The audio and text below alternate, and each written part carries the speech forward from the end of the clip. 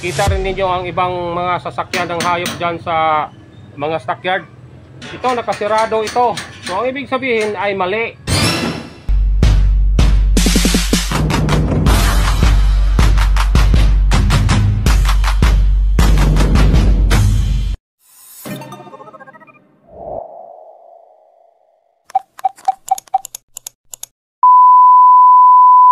What's up, kabensil?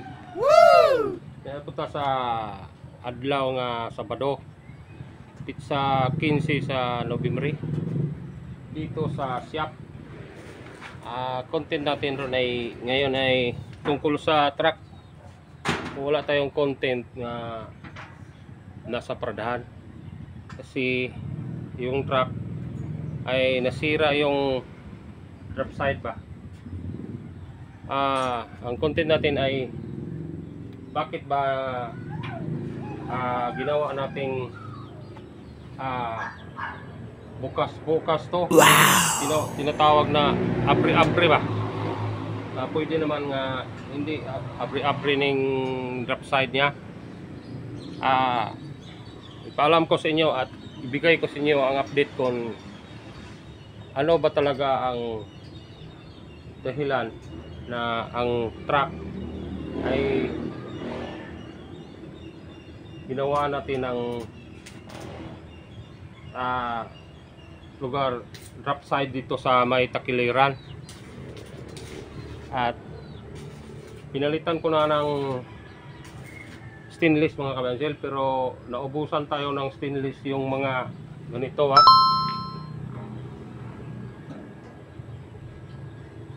yung mga sa Bisaya, ano ba ni yung Sagra? Di Sagra naman. Masali sa Bisaya daw kining nga parehaan ang gigama nimo daw. Sa kana one bridging sana? Bridging. Mga bridging ba. So, panoorin hanggang dulo, wag skip yung mga ads. Para pasensya na mo sa akong vlog ron kay wala ko backyard. Bisag ito lang ang vlog natin, pero mayroon kayong matutunan. Kasi kung mamili tayo ng hayop tapos wala tayong kakargahan, kung karga lang tayo sa ibang tao, yung mga mayroong truck, ay kung gusto nating bumili ng mga 6-5, di tayo pwedeng makabili. Kasi kung magkarga lang tayo doon sa ibang sasakyan ay may limit na mga 2 or 3. So ibig sabihin advantage yung mayroon tayong kakargahan nga truck. Ito, truck saking anak. So panoorin hanggang dulo, wag skip ang mga ads. Tapos ipakita ko sa inyo kung paano ba natin ginawa at paano ba natin pinalitan ng drop side yung truck para hindi masira. Ito, kita ninyo. So kung mayroon kayong plano na mag buy and sell katulad namin, kung bumili kayo ng sasakyan ay ganito ang style. Bakit ganito? Kasi dito ulitin ko kasi na hindi ko na-click yung video ganina. So ang ibig sabihin nito, kung mayroong dumi dyan ay hindi siya dumaan sa may takiliran kasi may second drop side siya. Ang first drop side niya ay ito. Ito, kita niyo, yan. Ngayon, mayroong kung hindi natin lagyan ng second drop side ay masira yung chassis natin. Yung mga busaog sa Bisaya, busaog. Kita niyo. So, ginawa nating mabuksan tong iyang takiliran, yung drop side ba. Kita niyo. So, ito, ang purpose ko nito para may pinto dito sa yang takiliran. Kasi kung may dumapa na baka dyan or hindi makalabas doon sa may puwitan. So ang ibig sabihin, kung mayroong nagdapa dyan na baka, pwede nating i-pull out dito sa may drop side. So ibig sabihin ay malaking tulong sa atin. Nakita naman ninyo ang ibang mga hayop dyan. Mayroong nakadapa. Kita rin ninyo ang ibang mga sasakyan ng hayop dyan sa mga stockyard. Ito nakasirado ito. So ang ibig sabihin ay mali. Noon ay matagal na akong nag-experience kung paano ba natin magawa ng solusyon yung dumapa ang hayop dito, tapos marami kayong karga. Mayroon dito, mayroon dyan, mayroon dito, mayroon dyan. So ibig sabihin, kung walang labasan ng hayop dito, paano ba natin mapatayo yung bakang nang doon sa gitna? So ang ibig sabihin, sa purpose nitong aking ginawa na ganito, o kung may tumapa dyan, easy ra natin palabas dito. So nakita natin yung ibang mga truck dyan sa stockyard na nakasarado ang kanilang takiliran, katulad nito, nakasarado. Pero mali, kasi kung mayroong baka dyan na dumapa tapos di ma-recover ng truck boy, ay pag maabot na sa stockyard ay wala nang buhay, patay na. So ibig sabihin, kung may mabukas yan. So alam naman ninyo mga kabensil nga ako wala akong truck boy, ako lang ang magkarga. Kami lang aking asawang dalawa, ikatatlo yung aking anak, pero ang mas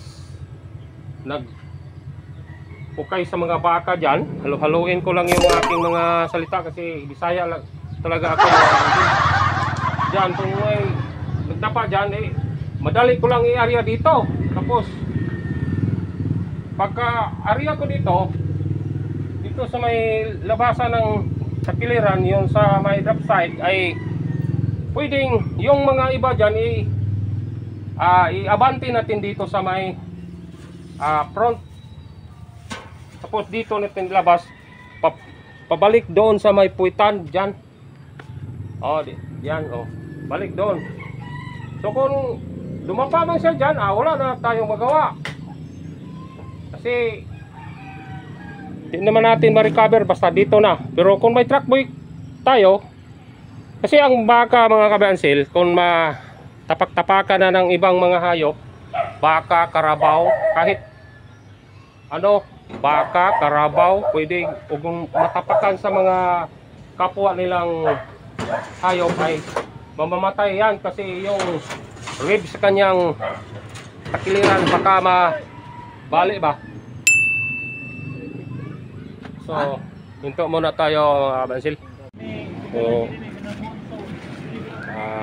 hinaan natin ating boses kasi may mga tao dito nag-inom. So ito ang na-pull out namin nga yung sa rampa niya ba, kita niyo yan, wala nang rampa yan dito.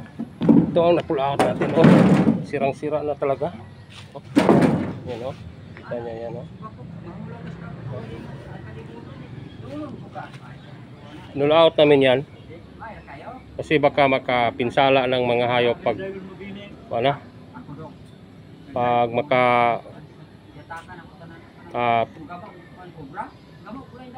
pag magpasaka tayo ng hayop, baka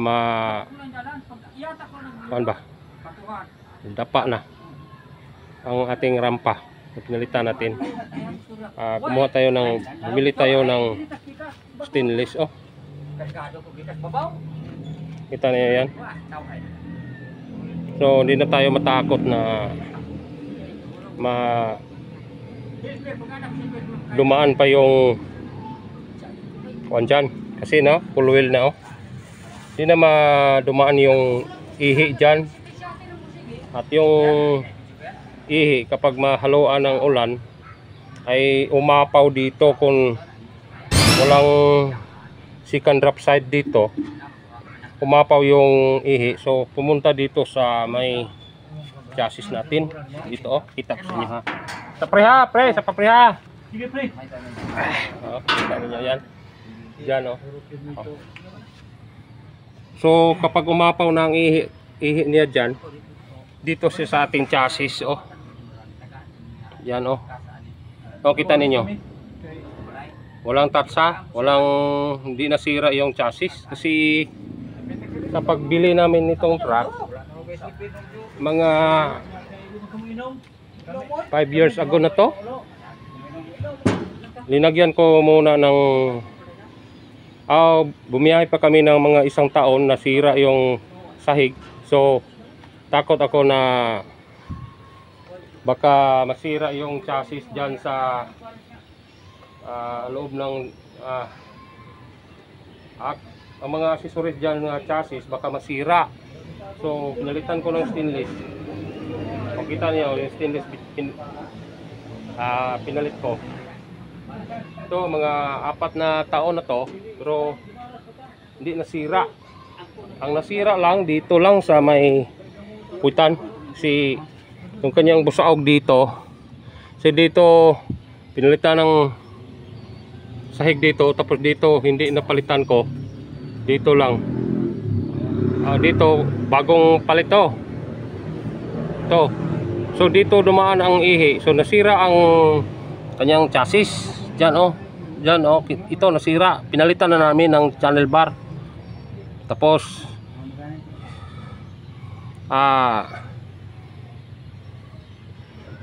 binalot ko ng stainless para yung ihi dito na, hindi na makapunta sa kanyang channel bar sa loob. So ibig sabihin kung may drainage dito, lagyan natin ng drainage, tapos dito lagyan natin drainage dito, tapos sumpunan natin ng tubo dito na dumaan ang ihi. Tulad nito oh, kita ninyo yan.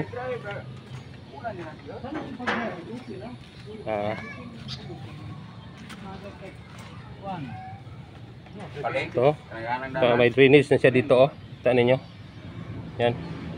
At may karugtong siya ditong tubo. Yung tubo dito oh. Dito dumaan ang ihi.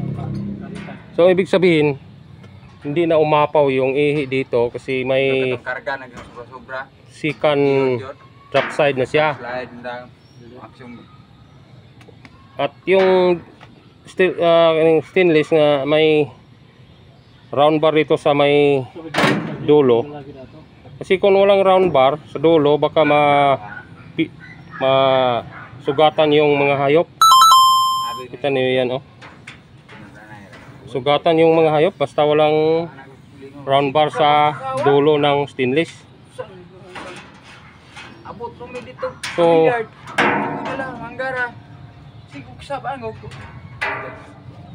kita niyo yung sa aking i-flex ko yung nakaraan na drop side niya ha. Yung sa may sira na talaga. Oh. Sira na oh. Oh, kita niyo. Nasira na talaga. Ito ang karaan niyang drop side. Oh. Ang unang nasira niya dito sa may malapit sa flooring, sa sahig. Pinalitan ko ng steel plate pero nasira rin. Oh, mga 1 taon sira rin. Oh, kita niyo oh. Yan. Pero kung naka-stainless na ang kanyang takiliran, pwede nang hindi na tayo matakot na masira yung chassis. Ito ang aking welder, oh. Si Jerry. Get out daw. Ako, Jerry, ako nila. Ako Alko. katrabaho. Oh, siya ay katrabaho. Ako katrabaho, aning ka, bossing ako. Ah, bossing. So muna ako sukad pag abot aning traka, siya gyud katrabaho. Ako katrabaho. Among gi flooringan, siya mo gi flooring. Tapos Karon di bagawahan ng kay kilihan. nakita na po tag kwarta, nakakumita na pan tayo ng kaunti. Mayroon namang natirang kaunti. Pinalitan natin ng drop side ng stainless. Oh, saan pa dumaan yung ihi dyan? Naka full wheel dito, tapos stainless yan, stainless yung round bar. Tapos dito hindi naman stainless kasi naubusan tayo. May halo siyang ordinary kasi dito, oh. Isira ko muna. So muna na yung resulta, oh. Oh. So na murag na angay-angay na ang truck nga kuan gilisa nag drop side nga bago. So noon ay parang mahiya tayo na bumiyahe ng katulad ng Dumaguete. Si sira na ang truck. Pero ngayon, oh, kita niyo. Parang nabago yung truck. Ang kulang na lang yung ulo. Ay kailangan natin pinturahan para mabago yan. Pinturahan natin yung kanyang yantas, yung mga arrow sa front at sa rear. So baka bago nang tingnan yung truck. Kasi kung ito ang ating palagi di natin palitan yan, baka pinsala tayo ng kapwa na biyahero sa daan. So ibig sabihin, kung may plano kayo na bumili ng sasakyan, ito ang gagawin. No? Primary drop side, secondary drop side, at dito na dumaan yung sa may dito lagyan natin ng kuan dito ng bangag o yung ano ba yan sa Tagalog? Suka pa, railings. Saan na yung ngalan ng bangag sa Tagalog? Railings. Dito ko na railings doon. Oo, railings. Agianan sa mga kuan ba? Ihi. Oh. So, doon Jerry, oh. Ako, railings. Railing. Dahil sumpayag tubo dito lalom. Oh, lalim. Kahit yung pag-ana dito, kita pag-buho dito, buhuan dito. Oh. Lalagyan yung tubo ng stainless para kayon. Kahit hindi stainless daw? Kahit hindi stainless. Oo. So ito, may natira pang stainless na kaunti dito sa may kanya dyan, oh. Dyan na siya, oh. Dyan, oh. Dyan. Tapos dito, may lock pa dito, oh. Dito, may lock pa siya dito. Ito stainless ito. Tapos dito, may stainless naman nga katunggali.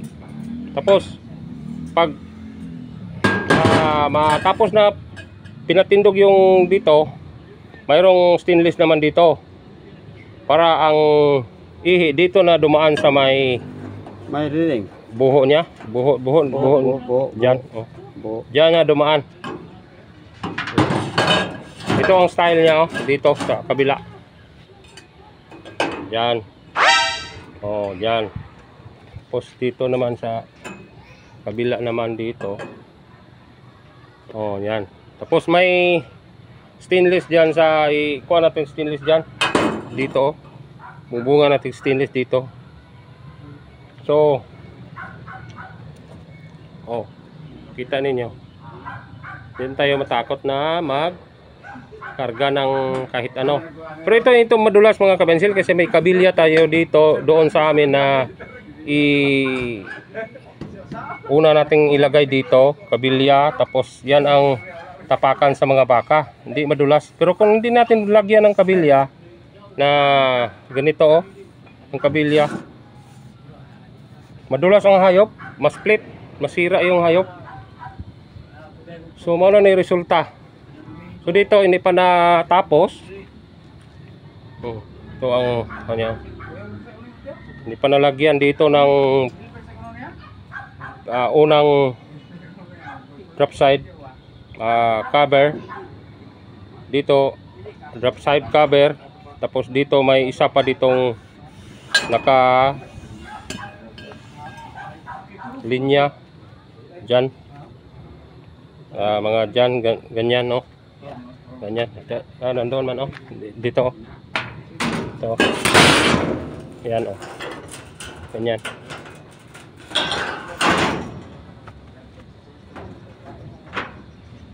Yan ang style niya.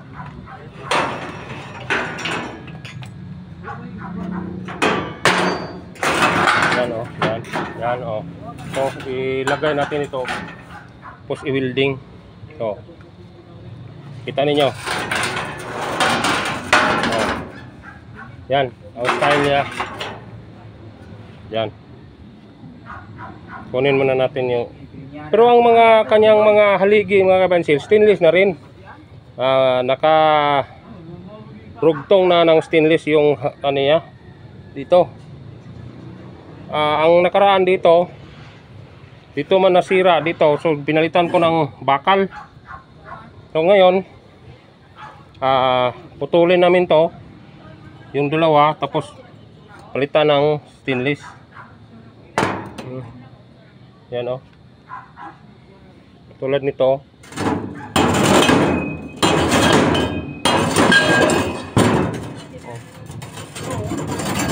Putulin yan, tapos palitan ng stainless. Idugtong natin dito sa may babaw. So ang ibig sabihin, kung dumaan ang tae, mga ihi, di na masira kasi naka stainless na ang kanyang pundasyon. Yan, kita niyo yung pundasyon. Yan oh, kita niyo oh, stainless na yan papunta dito. Yan, dyan lang oh, kita niyo yan oh, stainless na yan. Kailangan stainless ang pundasyon. Tapos dito kahit hindi stainless, kasi dito masira kasi hindi naman umapaw yung ihi, kasi nakasarado naman sa takiliran katulad nito. Tapos ito, lagyan to ng round bar dito na yan, dyan, para hindi ang baka hindi masugatan. Yo, may round bar tayong natirang isa ka piraso oh. Ito ang round bar, ilagay natin dyan sa may ibabaw, katulad sa isa dyan oh. Yan, hindi na masugatan ang baka, ang kanyang paa, kanyang binti, hindi na masugatan. Sa kabila, finish na. Yan oh, finish na yan. Oh. Finish na oh. Finish na sa kabila. Oh. Kabila. Ano? Oh. Finish na yan oh. Saan niyo yan? Kabila hindi pa.